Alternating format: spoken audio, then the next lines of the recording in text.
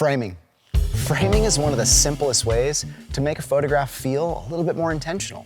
The goal is to use what's at your disposal, to bring the viewer's eye toward your subject. And what we have here is a 35mm frame that's meant to represent a 35mm piece of film, just like the sensor in this beautiful digital Sony camera right here. Now it's our job to fill this frame with everything we need, starting with our subject. Our subject is the center point, and the goal is to bring attention toward that subject. And in order to give it some context, let's bring in a background.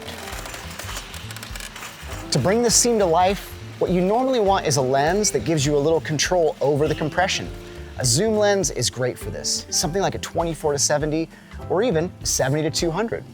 Now let's bring in some foreground elements around our subject so the eye knows where to go.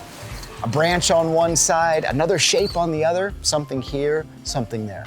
Our foreground is going to help us create a little bit of separation so our image has some depth of field. Now that we have these three elements, I think we've made a meaningful image. We have our foreground, our subject, and our background. And how we decide to use those in frame is going to help us make the image feel a little more three-dimensional and a little more intentional. Now that our frame is set, you don't need this silly thing. Just pull it out and you're good to go.